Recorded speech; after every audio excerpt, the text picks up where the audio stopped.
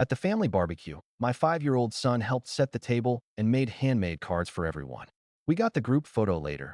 He'd been cropped out of every frame. He stared at the screen, whispering, "Was I bad?" I didn't cry. I did this stuff the next morning. Mom opened her framed gift and dropped it. My name is Mark. I'm 34, the eldest kid, the one who remembers everyone's Wi-Fi password and shows up with jumper cables. I work IT support at a hospital. I wear the same black hoodie to every family thing because it has a big pocket for snacks and loose screws. I'm a single dad to my 5-year-old son, Jamie, who believes napkins are capes and that forks can be microphones. In my family, I'm reliable, which is code for he'll fix it and probably pay for it. If something breaks, I get the call. If a bill is late, I get the text. When people say we're all in this together, what they mean is Mark's got it. I learned to say yes before I learned to say my own limits out loud. Saturday was the barbecue at my parents' place. Dad had the grill smoking like a signal flare. Mom had a table stretched with a floral cloth she won't let anyone wash because it's vintage and also because she wants compliments. My sister, Carla, breezed in late with sunglasses and an empty pie tin. My younger brother, Leo, arrived with a speaker and a six-pack he immediately placed in the freezer because he likes it frosty. I brought hamburger buns, mustard, and a tote packed by Jamie, crayons, stickers, and handmade cards for everyone. He'd drawn stick people with giant smiles and spiky hair. He wrote each name himself in that wobbly kindergarten way. "Grandma," he said, placing a card at Mom's seat. "This is you. Your hair is happy." Mom smiled without really looking. "That's nice, Jamie." She kept stirring potato salad like the spoon had more feelings than my kid. We set the table together. Jamie carried forks 2 at a time, tongue out, concentrating. "Helpers get promoted," he told me. "I want to be fork manager." "You're hired," I said. He saluted with a fork and clanked it on a plate by accident. Everyone flinched like he had set off an alarm. Leo shouted, "Group photo," because Leo always needs an audience. He lined us up by the lilac hedge. "Okay, pretty people in front," he joked, pointing Carla to the middle. "Mom, chin up. Dad, suck it in. Mark, lift the little guy." I hoisted Jamie onto my hip. He wrapped his arms around my neck and whispered, "I'm tall now." Leo held his phone up, squinted, and clicked 3 in a row. "Perfect," he said, already tapping away. We ate. Dad told the story about the time he almost met a famous quarterback. Carla complained about traffic like it hurt her personally. Mom passed out paper plates and judgments in equal amounts. I kept an eye on Jamie, who fed a chip to the neighbor's dog and then apologized to the chip. When the food lull hit and everyone was scrolling, Leo posted the photos to the family group chat. Caption, "We cute." I opened them to show Jamie how big he looked. There we were, Mom, Dad, Carla in the center, me to the side. The place where Jamie had been was empty. On the edge, a small elbow ghosted in like a mistake. Next photo, tighter crop, cleaner edges. Third, same. For adults. No kid. I thought maybe Leo uploaded the wrong ones, the ones he had adjusted for his Instagram grid. "Hey," I said, walking back to the patio. "Did you send the originals?" Leo didn't look up. "Dude, I edited for symmetry." Carla glanced and shrugged. "The centered ones look better." "No offense." Jamie tugged my sleeve. "Daddy," he whispered, "where am I?" I tilted the screen so only he could see. He stared at the blank air where he should have been. His voice went small. "Was I bad?" It landed like a nail through wood. My throat did that hot, tight thing. I forced a smile. "You were perfect. They just messed up." Mom called from the sink. "Mark, don't make a thing out of nothing. Leo makes everything look nice. That's his talent." The handmade cards sat untouched at each plate, little paper people waiting to be held.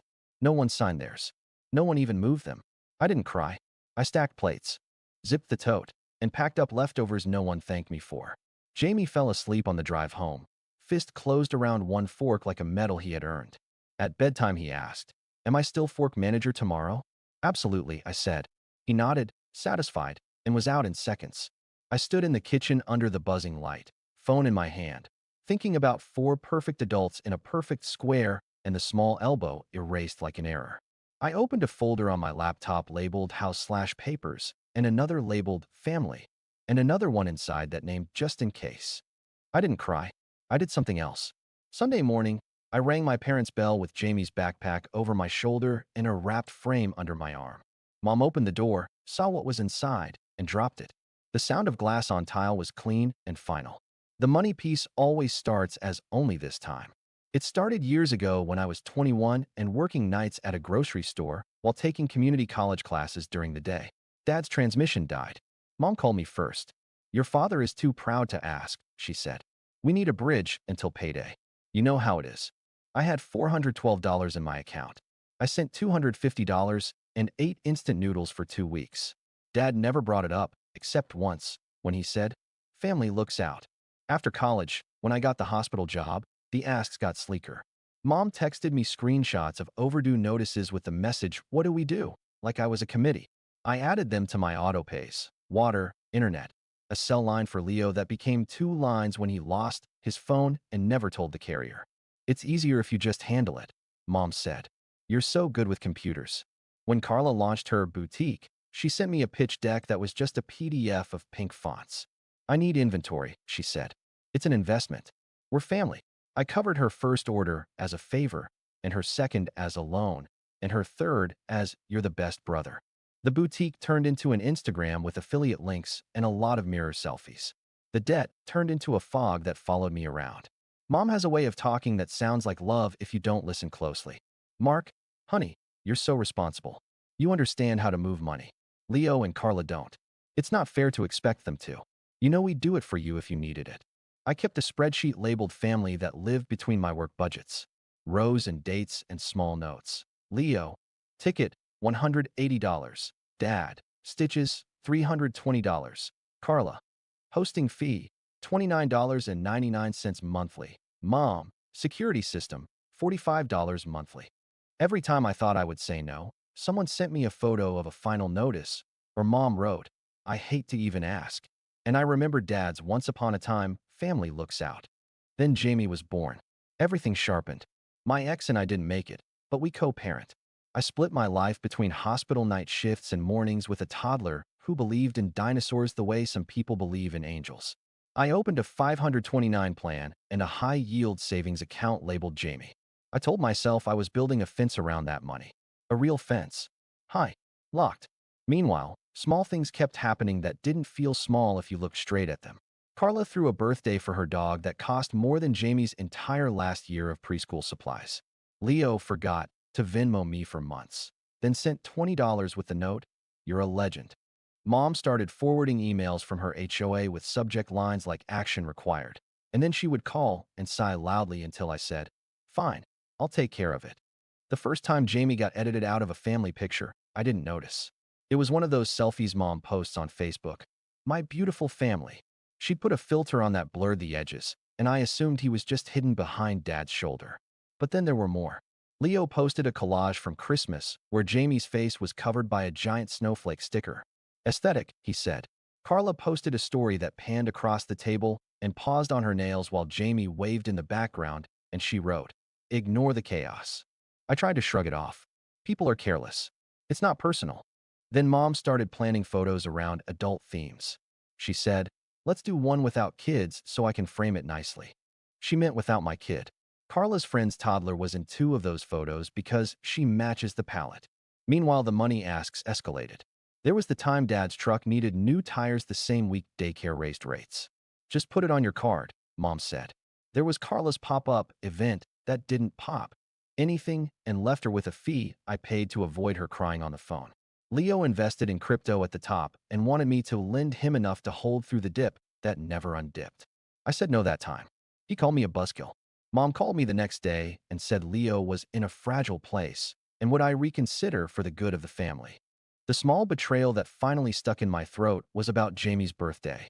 I bought him a Lego set he'd been pointing at from a catalog for months. A spaceship with hinges and a little green alien. I kept it at my parents' house because I wanted him to open it there with everybody cheering. A week before his party, I found the box opened in Carla's car, half the pieces in a makeup bag. Oops, she said. I needed a gift for a client's kid and didn't have time. I stared. That was for Jamie. Carla blinked at me like I was the rude one. He'll be fine. He doesn't need more plastic.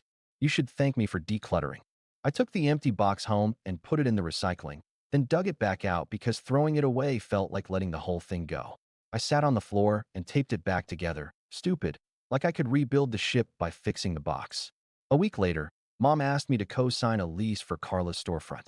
It's a great deal, she said. She just needs your name to make it official. No, I said, finally, a very quiet word. She paused like the call had dropped. Then she tried again. Mark, don't be silly. It's family. We'll all benefit. We could use a place to gather. She could sell your little tech things too. My little tech things are my rent money, I said. I'm not co-signing. She called me selfish. Then she texted me a photo of a lease page with a signature that looked a lot like mine. Drafting, she wrote. Just visualizing. I stopped sleeping well. I started checking my accounts at 2 a.m. like raccoons were in there tipping over trash cans. I checked the 529 twice a day, then 3 times. I told myself the fence was still there. I told myself I would know if anything was wrong. 2 days before the barbecue, Leo messaged the group chat. We need to talk budgets, as a family. He posted a meme with a piggy bank and thought he was charming. Carla added. Also, Mark still owes me for the pop-up table rental. I had paid. I sent the screenshot. No one responded. Then Saturday happened. The cropping wasn't an accident. It was a decision. A clean edge, a tidy square. It said out loud what I'd been refusing to hear. They like the parts of me that pay for things. The rest is clutter to be removed. That night, after Jamie asked if he was bad, I sat at my table with my laptop and opened the just-in-case folder. It held screenshots, emails, Venmo histories, text threads, scanned receipts. Every yes with a timestamp. Every just this time with a dollar amount. I added the new photos to the folder. I opened a blank document and typed 3 lines. I'm done. Here's why. Here's what changes now. I slept like a rock for the first time in months. Sunday morning, I dressed Jamie in his shark shirt. He packed his backpack with fork manager tools, a plastic fork, a napkin, 2 stickers. We drove to my parents' house with a framed thing wrapped in brown paper and painter's tape. Mom opened the door in slippers. You didn't say you were coming by. I brought something, I said. We walked to the kitchen. I set the frame on the table and peeled the tape. It was a collage I made at 1 a.m. The 3 barbecue photos side by side. The empty space where Jamie had been circled in red, the tiny elbow like a watermark. Underneath, I printed the words, big and plain, "This is what you did." Mom saw it for a full second. Her hands opened. The frame hit the tile, and the glass cracked like ice. She stepped back. What is wrong with you? What's wrong? I said evenly. Is you erased my kid. Leo wandered in, rubbing his eyes. Dude, you're so dramatic. Carla appeared behind him like a perfume commercial. Oh my God, is that the picture? Are you serious? Jamie stood behind my leg, peeking. I set my phone on the table and opened the family group chat. I'm going to say this once, I said. I'm done. Here's why. Here's what changes now. Mom crossed her arms. Don't threaten your family in my kitchen. I'm not threatening. I'm informing. I tapped the first screenshot, the Lego set receipt. Then the photo of Carla's car with the opened box. You stole my son's birthday present, I said to Carla. Carla rolled her eyes. It was a misunderstanding. Next, I said. Hospital pay stubs next to transfers labeled Mom, water bill, Dad, tires, Leo, phone line, Carla, inventory. A spreadsheet page with totals that made Leo whistle. Where did you get that? Mom asked, voice thin. From my account. From my life. I turned to Dad. You asked me to be the adult. I did it. And while I did it, all of you treated my kid like a smudge to crop out. Leo shrugged. The photos looked better centered. I felt the calm you get when you finally name something true. Here's what changes, I said. I have removed your lines from my phone plan. It shuts off at midnight. I canceled the auto pay for your HOA and internet. The next bills are yours. Carla, I will not co-sign anything for you, ever. If my name shows up on a lease, I will report fraud immediately. Leo, I am not lending you money for crypto, Vegas, sneakers, or anything else. Mom and Dad, I love you, but I will not be your backup wallet. If you need help, you can ask once, and I will decide based on what Jamie needs first. Mom's face hardened. You're abandoning your family. I'm protecting my son. I pointed to the cracked frame with the red circles. You made it clear how you see him. Carla snorted. So what? You're going to invoice us? No, I said. I'm going to stop. And I'm going to document. I opened one more screenshot. The lease page Mom had texted with a signature that looked like mine. Don't do this again, I said quietly. I'm not playing. Dad finally spoke. Son, it's not that serious. It is exactly that serious. I looked at Jamie. He was studying me like a map. We're leaving, I said. Jamie, say bye. Jamie waved. Bye, Grandma. Bye, Grandpa. He looked at the broken glass. Be careful, he added, because that's the kind of kid he is. We walked out to the car. My hands were steady on the wheel. My phone buzzed with the first volley of texts before I even turned the key. I drove away anyway. The group chat caught fire in minutes.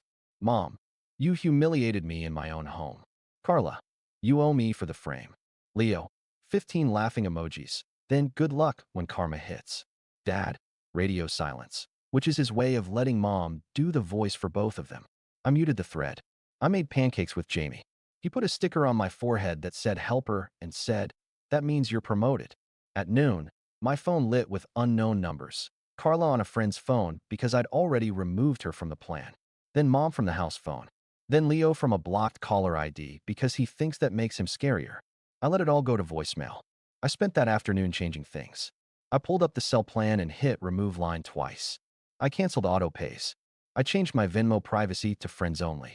I set up a new checking account that only I could see, labeled house/Jamie.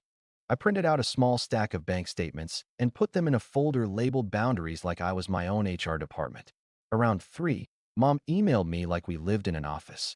Subject, really? Body, you're overreacting. The pictures were an artistic choice. We don't need your judgment. We just need your support. I replied, I will support you in ways that do not hurt my son or my finances. That means no more auto pays, no co-signing, no loans. We can have dinner next week if you can be kind to Jamie. If you can't, we won't come. 10 minutes later, Carla texted from a different number. So you're seriously sticking us with the bills? Your bills, I wrote back. Not mine. Leo called again, then left a voice memo full of sarcasm. Congrats on being a martyr. When you need us, don't call. I walked to the park with Jamie. We found a bench in the shade. He asked me if he could be fork manager at every meal. I said yes. He asked if Grandma was mad at the picture. I said Grandma dropped it because her hands were surprised. He seemed satisfied. He watched a squirrel for a long time like it was a rare event. That night, I slept without waking. Number 2 Yem account checks. No raccoons. Monday morning, Leo discovered his phone didn't work. He sent a furious DM on Instagram. You made me look stupid. I didn't respond. Carla posted a story.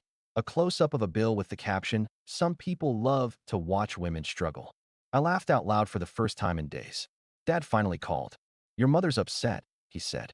I'm sure, I said. I am too. You could have handled it privately. I sent an email, I said. With boundaries. He sighed like I was the difficult one. We raised you to be generous. You raised me to be useful, I said. I'm raising my son to be visible. Silence crackled. We'll talk later, he said, which means he hoped I would get tired and come back to the old way. Instead, I got practical. I made a budget that had 3 bold lines. Rent, food, Jamie. Everything else had to explain itself to me like a person asking for a favor. I made a rule. No money leaves my accounts the same day someone asks. I called my bank and added an alert for any new attempt to put my name on a contract. I set up a safe deposit box for vital papers because I realized I didn't know where Jamie's birth certificate was at my parents' house, and that felt like a small emergency. At work, I told my manager I wouldn't be answering family calls during my shift anymore. She nodded like she had been waiting for me to get to that sentence. Small good things started happening as soon as the noise dropped. My neighbor, Mrs. Patel, who always waves from her porch, asked if Jamie liked kites. We spent a windy afternoon learning how to keep a dragon in the sky. Jamie belly laughed until he hiccuped. I took a picture of him holding the string, cheeks pink, and I didn't crop anything. Midweek, Mom tried a new tactic. She called to clear the air. Mark, honey, you're taking this too far, she said in her reasonable voice. We're family. You can't put money above people. I'm putting my child above your comfort, I said. She tooted. You always exaggerate. I brought you a picture you couldn't look at without dropping it, I said. That was the truth. You didn't like it. Leo says you're threatening legal action against your own mother, she said, like saying the worst thing would make it untrue. If my name shows up on a lease I didn't sign, yes, I said, because I am done being the emergency exit for everyone else's fires. She huffed. So you're just going to abandon us? I'm going to love you from a distance you can't spend. She hung up. 5 minutes later, Dad texted a thumbs-up emoji like he had done his part. That weekend, Carla posted a GoFundMe for her small woman-owned business under attack. The goal was ridiculous. The description was a lie. She cropped me out of the family in words this time. I didn't engage. I spent Saturday at the library with Jamie. We picked out a cookbook with pictures and made scrambled eggs that looked like a cloud failed and fell apart. Jamie declared them epic. I took another picture. No cropping. The fallout in the family system was immediate and predictable. Without me as the quiet auto pay, fights started about who had used more. Carla accused Leo of freeloading. Leo accused Carla of taking advantage of Mom's soft heart. Mom told Dad he needed to be a father, and Dad pretended his hearing aid wasn't on. My aunt called to tell me Mom had cried to her on the phone about the ungrateful son. My aunt also said, in a whisper, "Good for you."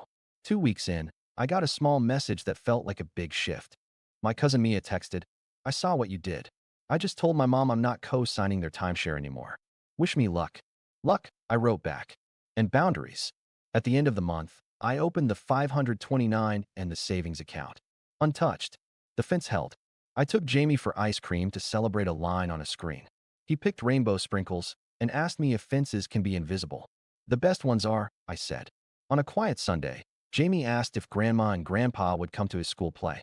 I told him yes, if they're kind. He nodded.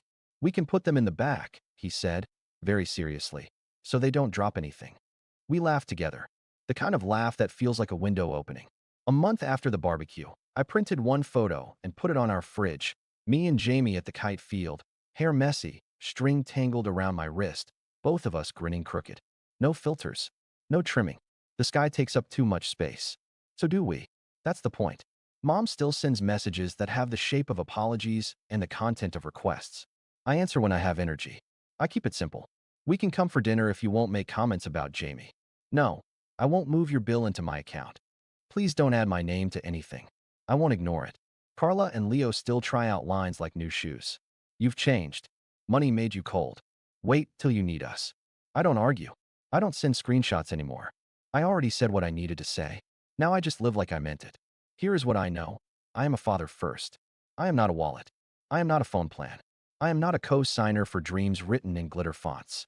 I'm a man with a small boy who thinks forks are microphones and who deserves to see himself in every picture he stands for. When I think about that cracked frame on Mom's kitchen tile, I don't feel triumph. I feel clarity. I didn't break the glass. I held it up. The truth did the rest. Jamie still asks to be fork manager. He takes his job seriously. He sets the table and counts softly and beams when I say good work. Sometimes he asks, "Was I bad?" And I say, "You were perfect. They just forgot how to see." He nods and goes back to being 5, which is what he should be allowed to be. The moral is not complicated. Boundaries are not cruelty. Saying no to being used is saying yes to the person who depends on you most. I thought love meant paying every bill I could reach. It turns out love meant buying a frame, printing the truth, and backing away from a fire I didn't start. I don't crop anything anymore. Photos, memories, or myself. I keep the whole picture. I put my son in the center. And I let the rest, finally, be outside the frame.